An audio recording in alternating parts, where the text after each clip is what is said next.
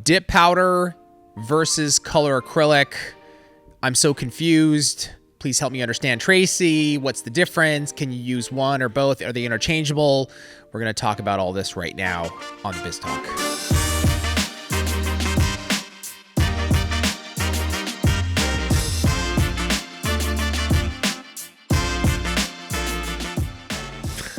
So I just before we get started, we just had this very interesting conversation before Jorge hits the record button, which was we're literally warning Jorge. Tracey was warning him too. If I'm too nice to you, that's when you should worry. And I think that's fascinating. Like, it's so opposite. It's like if Tracey all of a sudden becomes like over polite, there is a problem and there's something wrong. And I was just telling Jorge, like, dude, you better worry. And he's like, worry? I'm worried now. She's always nice to me. I'm like, Jorge's going to call HR and be like, Tracey was really nice to me. I'm not sure what she meant by good day. Should I have a good day or I What don't did know. she mean? Am I fired? Jorge's just in the corner. What does it mean? Oh, we have a pretty interesting culture here at Young Nails, that's for sure. There's no question, right? There's lots of making fun of each other. Yeah. Like Greg's sitting over there right now. I just want to start making fun of him. Well, it's right? easy. Even if he wasn't there. It's an make fun easy of him. target. All right. Color acrylic versus dip powder. We actually saw this come up even on Twitch. I think, or we were talking about it on Twitch. There's a lot of questions, right? Like color acrylic, and now there's dip powder. You can use dip powder as color acrylic. Like, what the hell is going on? What am I supposed to do? What am I supposed to do? What do I use? Can I use color acrylic as dip powder? So on and so forth. And I think we just want to really clear this up as simple as possible. I mean, the first thing, Tracey, like just talking about the basic sort of chemistry, when we're talking about dip powders and color acrylics, right? Yeah. These are in the same family. They're acrylic powders. They're both acrylic powders. Yeah, exactly. And like, so what does that mean? It means that if you use them with monomer, they're going to react and they're going to harden and create an enhancement of some sort. Now, I say that cautiously. Right. I got to say that cautiously because even though the foundation chemistry, like they're both acrylic, because the way that they're manufactured, you can do some things with one type and you can do some things with another type, but they don't, you can't do everything with both. Not completely interchangeable. Exactly. Yeah. So let's break it down. Let's start with dip powder first, right? So traditionally, dip powder, what would somebody use? When we say dip powders, what are we talking about? Just to give kind of a basic background. So dip is typically when people think of dip powders, they think it's a resin system, which is glue. You put the glue on the nail and you dip the finger in a powder and you do several coats and it creates an enhancement. Right, exactly. Like basically similar to like a gel polish look, right? Right, correct. So you're going to get color. It looks really good. It looks harder. It's harder. Mm-hmm.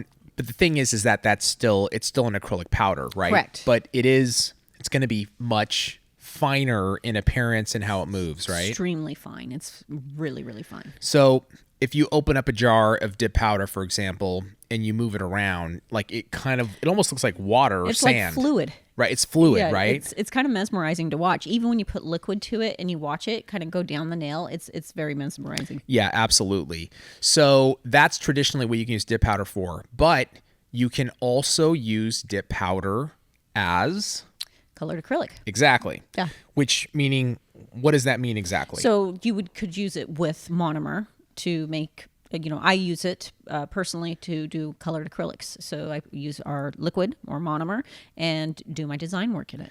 Okay. Now, how far can you go? Like, so when you say you can use it to do design work and artwork, what type of design work and artwork can you do with the dip powders? You could create a full nail with it. Okay. However, it sets up differently. So, what do you mean by that? Sorry. It sets up slower. Okay. I would say it dries it's faster. I'm going slower and faster all at the same time. No, it sets up slower. So it dries slower. It dries slower. And so just even with colored acrylic, I like to cap all my colored acrylic in clear powder. and get the strength. It just sets up faster. I just like how it looks. So I use it the exact same way I use any traditional colored acrylic. Okay, cool. So, but you're not going to, like, for example, we have Cover Peach and Cover Pinks, and we have these amazing acrylic nudes, right, that are colored. Mm-hmm. But you can build a full nail, like a full nude nail, sculpt with it and have it hold up, but you wouldn't do that with the dip powders. You can do it.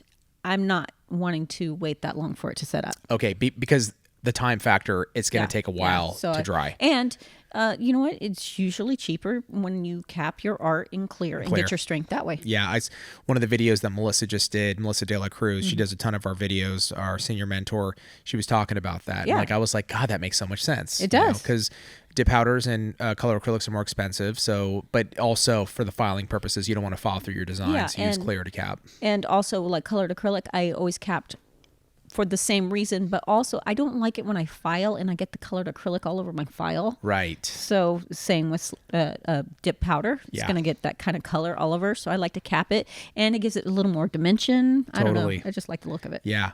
Perfect.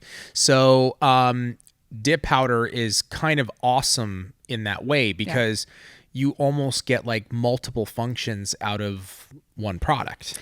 I say our slip pour or our dip powder is one of the most versatile products we have because I use it as a dip system.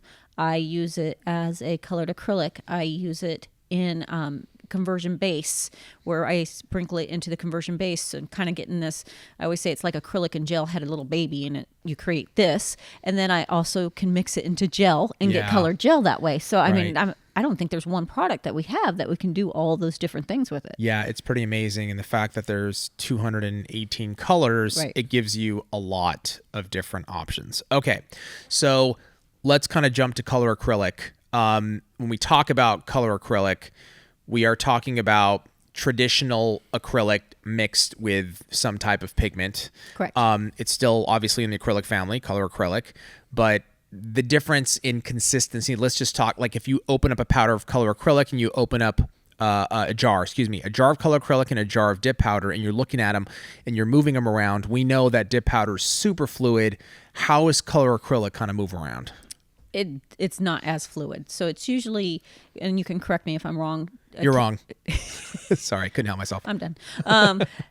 It's typically a mix of kind of like a medium and, you know, a bigger particle of acrylic. Right. Whereas dip is really, really fine. Right. So and you see that when you open the jars. It's just the movement's different. You can literally, physically see the difference in the particle sizes. You know, I remember I asked my chemist, he was explaining to me the difference between them. And I always say it's like, seems like it's particle size. I think he told me it wasn't particle size. It's a different type of chemistry though, so that it does move smoother. I don't know exactly the details in the chemistry, but we do know that, like, from what we see, when you open it, it looks different. It looks like when you move it, it's like, one looks like fluid, and the other one can, like, if you tip it, and then like a bunch will fall. It gets kind of like, you know, clumped together. Yeah. No, dip powder's silky. Is a good description? That's a really good description. And that's why I always assumed the particle size might be smaller, but I can see that. But it's silky in its movement. So, like, I remember when dip powders were kind of on fire. This is probably 2 years ago.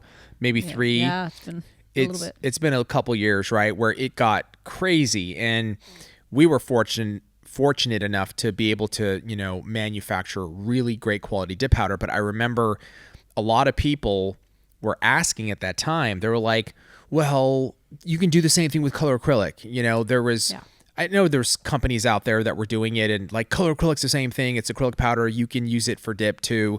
And we were telling people, beware, because what can happen? Like, what are the results that you get if you try to use color acrylic as a traditional dip, as in using resins and glues to create that gel polish look? What happens when you try to use color acrylic? It's kind of what you described as far as like turning it and it's blotchy, or like it kind of bulks together. Yeah. You don't get that fluid powder coat on it. So it becomes patchy. Pretty much is what it is.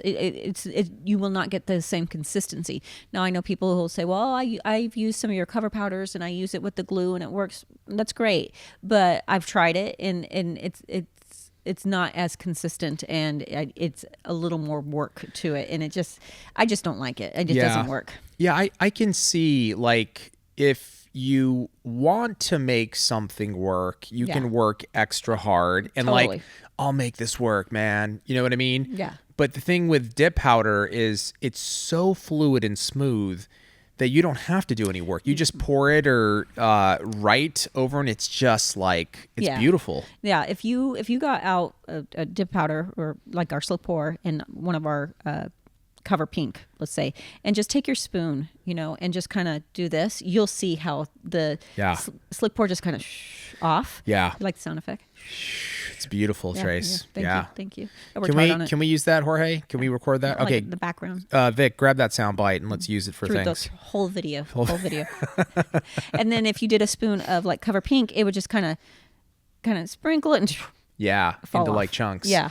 To me, like, color acrylic and dip powder I know they're of the same family, right? Yeah. And they're both acrylic, but in that use, if you want to consistently get that like gel polish type of look with dip powder and have, because I know there's so many consumers that love the wear of dip and how it feels. It's a little bit harder, like you were saying. Yeah. You've got to use dip powder if you don't want to like struggle. So you can, if you try hard enough and spend enough time doing a full set with color acrylic, you could probably make it work, but dude, that's going to be rough. Probably could make it work with glue and baking powder. I don't, you can cornstarch. I mean, a lot of people do stuff like that, and you can make it work. And I guess if you're in a pinch and you need to fix a nail, but, sure.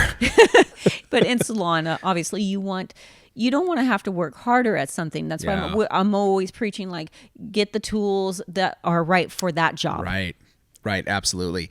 So, is there anything today, like, where you would say, hey, I'm going to use color acrylic for X because, or it's like, yo, I've got dip powder. It serves both functions. I'm going to go with both. Like, is there any reason why you would just go, let me use color acrylic?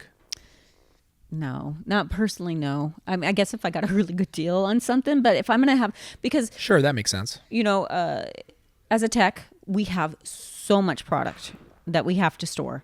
So if I can have something on my wall that looks beautiful and it serves several purposes, I'm just going to stick with that. Yeah, much more simple. I guess if I couldn't find, out of the 218 colors that we have, that one color I needed. And it's in color acrylic. It's in colored acrylic, yeah. Yeah, I love, ever since we started on dip powder and really building that category out, and then understanding that it can be used for so many different things, especially color acrylic. It's like, oh my God, the possibilities are endless. And then on Twitch, on Monday, just this couple days ago, we were playing with the slick pour dip powders on Twitch, and I had asked Tracy, I'm like, hey, I want to try it as like a color acrylic. And she was like, okay, it's a little bit different. It moves, it sets up differently.